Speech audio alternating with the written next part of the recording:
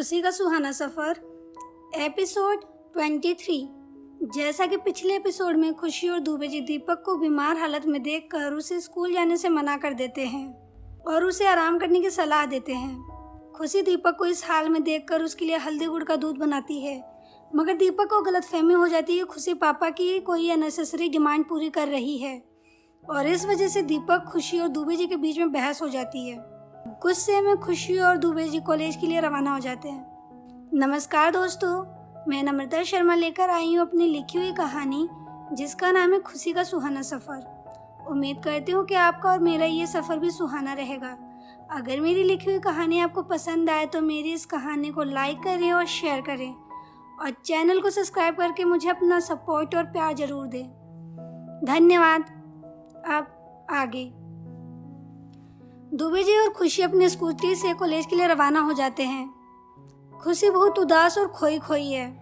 दुबे जी खुशी का उतरा हुआ चेहरा देखकर उसे बिना बताए स्कूटी अग्रवाल जी की मिठाई की दुकान पर रोक देते हैं। पापा को अग्रवाल जी की शॉप पर देखकर वो हैरान और परेशान हो गई। उसने दुबे जी से पूछा, पापा आपने यहाँ गाड़ी क्यों रोक ली?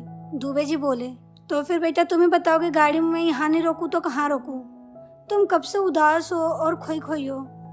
तुम्हें इस तरह उदास देखकर ही तो मैं तुम्हें 1 घंटे पहले ही बाहर ले आया और गाड़ी मैंने इसलिए यहाँ रोकी है क्योंकि अग्रवाल जी के हाथों की बनी हुई मिठाइयों की खास बात यह है कि एक बार कोई यहाँ की मिठाई खा ले तो उसका मूड बिल्कुल ठीक हो जाता है। इसलिए मैं तुम्हें यहाँ लाया हूँ ताकि तुम्हारा मूड ठीक हो सके।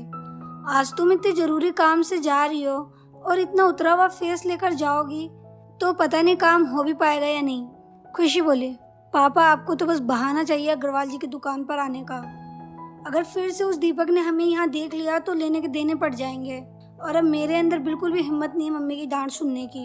अभी हम जिस काम के लिए जा रहे हैं पहले वो काम करते हैं। दुबे जी बोले, अरे बेटा चल, दीपक पूरी तरह से हमारी मुट्ठी में है, वो हमारा अब कुछ नहीं बिगाड़ सकता और वैसे भी वो बीमार है, दवा लेकर सो रहा होगा। खुशी बोली, नहीं पापा मुझे कुछ नहीं पता, बस आप यहाँ से चलो।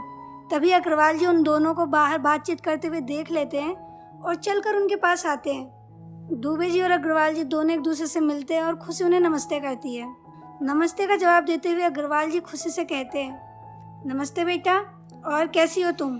खुशी बोली, ठीक हूँ अंकल। अग्रवाल जी बोले, नहीं डरी हुई हो तुम, लेकिन अब डरने की कोई बात नहीं है, तुम बिल्कुल भी टेंशन मत लो। अब मैं तुम्हारे पापा को मिठाई नहीं खिलाऊंगा और ना मैं इन्हें खुद मिठाई खाने दूंगा। पिछली बार तुम्हारी मम्मी ने आकर मुझे बहुत फटकार लगाई थी, तब से तो मैंने तौबा कर लिया और समझ गया कि दोस्त को 100 ग्राम मिठाई बेचने से बेहतर है दोस्ती और दोस्त के स्वास्थ्य को बचाना। इसलिए आज मिठाई नहीं बल्कि मेरे हाथों से बनी हुई हींग की कचौरी खिलाने वाला हूँ। अग्रवाल जी के इतना कन्विंस करने के बाद भी खुशी की हिम्मत नहीं हो रही थी कि वो उनके शॉप में एंटर हो सके।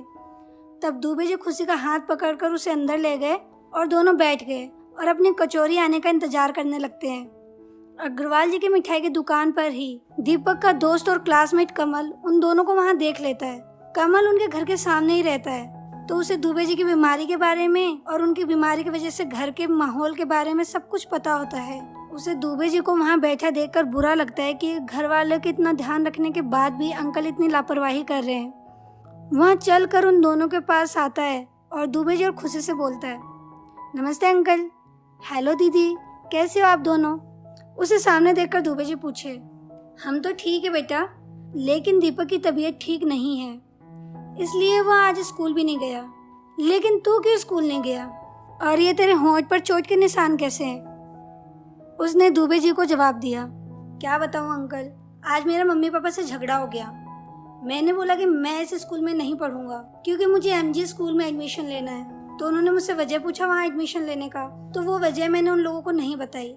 बस मैं अपनी जिद पर अड़ा रहा कि मैं इस स्कूल में नहीं जाऊंगा। इस बात से तंग आकर उन दोनों ने मेरी पिटाई कर दी और मम्मी की फेंकी हुई बेलन सीधे मेरे होंठों पर जाकर लगी और मेरे होंठ से खून आ गया।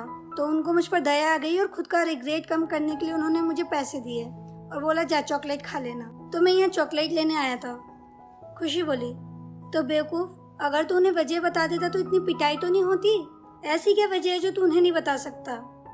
कमल बोला, उनको तो मैं वजह नहीं बता सकता क्योंकि वो समझेंगे नहीं, लेकिन मैं आप दोनों को वजह बताता हूँ। उनके कानों के पास जाकर कमल धीमी आवाज में दुबे जी की ओर इशारा करते हुए बोला, क्योंकि एमजी स्कूल की टीचर आप हैं। देखिए, स्कूल तो आपकी भी खुल गई और पहला दिन है, लेकिन आप कहाँ गए स्कूल?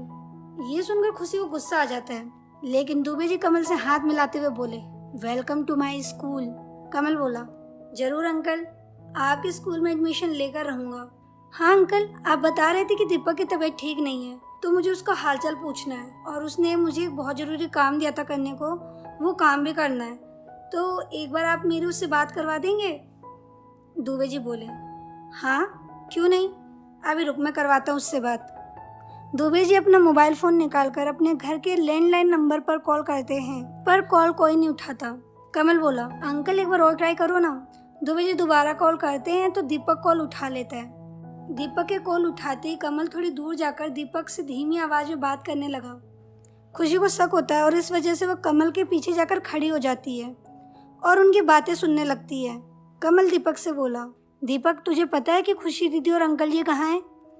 दीपक बोला, हाँ, पापा दीदी को अपने साथ डीयू लेकर गए हैं उनके एडमिशन के सिलसिले में बात करने। लेकिन तू वहाँ कॉलेज में उनके साथ क्या कर रहा है?